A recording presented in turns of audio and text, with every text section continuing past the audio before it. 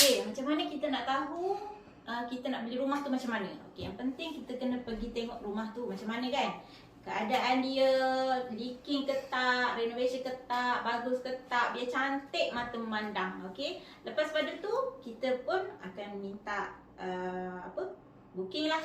Macam tu. Tapi yang penting tengok sejauh mana listing, rent ataupun perunding hartanah yang kita mahu itu.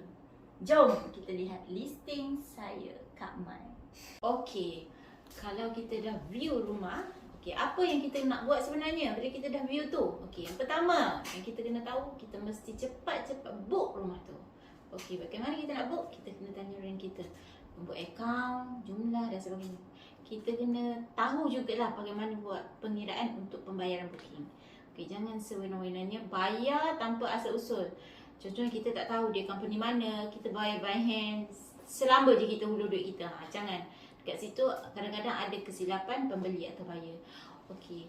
Lepas proses kita dah booking, kita dah bayar, kita akan forwardkan resit tu. Okey, tuan-puan boleh forwardkan resit tu pada saya sebagai bukti pembayaran dan kita akan stop rumah tersebut daripada orang lain untuk masuk lihat rumah tersebut sebab dah jadi selangkah nak jadi milik kita. Okey, bila proses tu dah selesai, kita akan bawa dokumen dan berlaku pula step berikutnya kita akan pergi kepada pihak bank dan pihak lawyer. Okey, bagaimana buyer nak tahu dia sekarang di situasi mana? Bila kita dah bayar booking, kita boleh follow up kita punya rent. Kita boleh follow up kita punya perunding tanah. Let's say lah kata tuan-puan adalah sebahagian atau salah seorang daripada saya punya klien, saya akan attend. Okey puan, kita dah kira kelayakan tuan sebelum tuan pun pergi view kan. Jadi kita dah tahu berapa jumlah. So kita akan bawa pergi bank sini. Dan sebenarnya rent-rent ni, okey, saya sendiri, kita dah tahu bank-bank mana yang suit dengan tuan-tuan. Okey, kalau LPPCA macam mana? Kalau loan bank macam mana? Kalau nak bayar cash macam mana? Kita dah tahu jalan cerita dia. So, pastikan pilihan tepat adalah perunding hartanah yang berdaftar. Okey, lepas pada tu, buyer nak kena buat apa? Apa dokumen buyer nak kena tahu? Apa dokumen buyer nak kena bawa? Okey, yang pertama, kita pergi pada orang yang bekerja sendiri kan? Sebab dia tiada jaminan pulangan pendapatan secara tetap bulanan. Okay, yang pertama, bagaimana seorang businessman ataupun peniaga dia nak mohon untuk pinjaman perumahan? Yang pertama adalah penyata bank 3 hingga 6 bulan. Okay, kita tengok konsisten tak dia punya income. Yang kedua, salinan IC. Yang ketiga, income tax minimum 2 bulan. Okey, silap, ini minimum 2 tahun.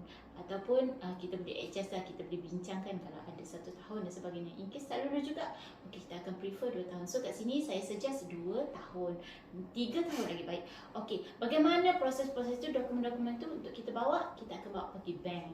Okey, dalam masa yang sama kita akan bawa bersama, saya sebagai perunding hartanah berdaftar yang tuan-puan pilih akan bawa dokumen-dokumen tersebut.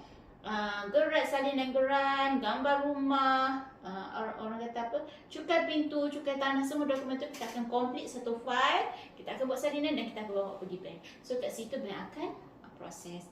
Bagaimana proses tu? Kita akan jumpa selepas ini. Okay?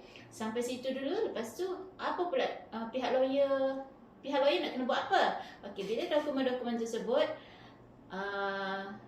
diluluskan oleh pihak bank. Bank dah tengok dah apa, semua benda diluluskan. Bila dah diluluskan, baru kita akan minta buyer pergi tanda tangan LO dengan pihak bank. Kalau LPPSA, okey, proses dia dengan LPPSA.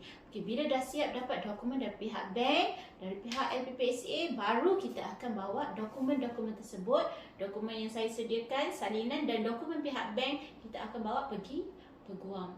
Itulah cara semasa proses pembelian. Okey, jumpa lepas ni untuk saya kongsikan bagaimana proses selepas pembelian.